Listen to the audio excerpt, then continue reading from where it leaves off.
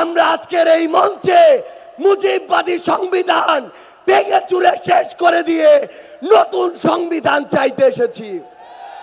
আমরা এই অন্তর্বর্তীকালীন সরকারের কাছে মৌলিক সংস্কারের নিশ্চয়তা চাইতে এসেছি।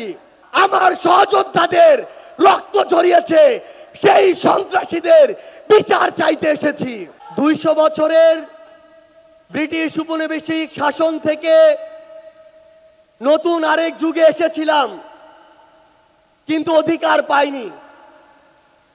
23 বছরের পাকিস্তান আমলে ছিলাম, অধিকার পাইনি।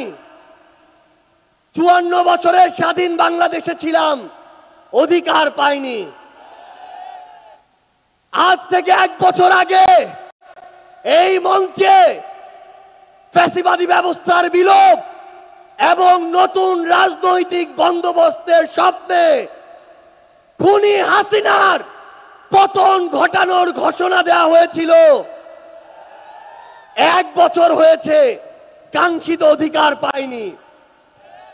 আমরা আর হতাশার কথা বলতে চাই না। আগামীর বাংলাদেশে আমরা যে অধিকারগুলো পেতে চাই, যেভাবে বাংলাদেশকে দেখতে চাই, আমরা সেগুলো এই মঞ্চ থেকে বলতে এসেছি। 1 বছর আগে এই মঞ্চে ছাত্র জনতার প্রতিনিধি হিসেবে যারা ছিল, তাদের মধ্যে অনেকে আজ এখানে শহীদ পরিবারের সদস্য হিসেবে আছে, অনেকেই এখানে আহত যোদ্ধা হিসেবে আছে। আমরা এই মঞ্চে আজ আমার শহীদ ভাইদের হত্যার বিচার চাইতে এসেছি। আহত যোদ্ধাদের রক্ত ঝরার বিচার চাইতে এসেছি। যে আওয়ামী লীগ, যুবলীগ, ছাত্রলীগের সন্ত্রাসীরা আমার সহযোদ্ধাদের রক্ত ঝরিয়েছে, সেই সন্ত্রাসীদের বিচার চাইতে এসেছি। আমরা এই অন্তর্বর্তীকালীন সরকারের কাছে মৌলিক সংস্কারের নিশ্চয়তা চাইতে এসেছি। আমরা আমাদের অসহায় শহীদ পরিবারগুলো, একমাত্র অবলম্বন হারানো শহীদ পরিবারদের পুনর্বাসন চাইতে এসেছি। আমরা আমাদের আহত যোদ্ধাদের তাদের প্রয়োজনীয় চিকিৎসা নিশ্চিত করার অধিকার চাইতে এসেছি। আমরা আজকে এই মঞ্চে স্পষ্ট করে বলতে চাই, ওই 72-এ যেই সংবিধান একটা দলের সংবিধান ছিল, যেই সংবিধানের ড্রাফট আরেকটা দেশ থেকে পাশ হয়ে এসেছে, সেই মুজিববাদী সংবিধান এই বাংলাদেশে আর আমরা থাকতে দিতে পারি না। আমরা আজকের এই মঞ্চে মুজিববাদী সংবিধান ভেঙে চুরে শেষ করে দিয়ে নতুন সংবিধান চাইতে এসেছি। সংগ্রামী সহযোদ্ধারা, আমাদের যে লড়াই, এই লড়াই শুধু 24-এর জন্য লড়াই না।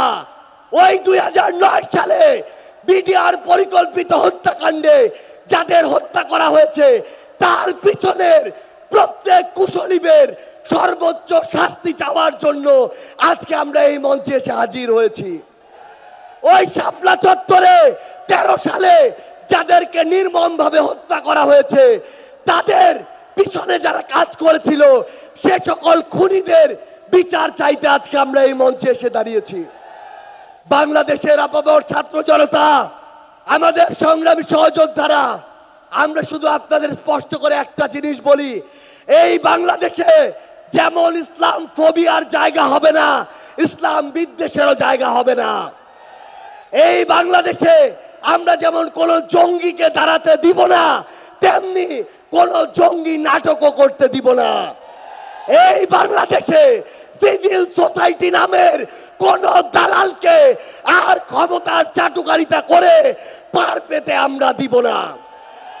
ইনশাআল্লাহ আপনাদের সাথে আমাদের দেখা হবে সংগ্রামের রাজপথে অথবা বিজয়ে। ইনকিলাব জিন্দাবাদ, এনসিপি জিন্দাবাদ। Jan Pulse, your voice, our pulse.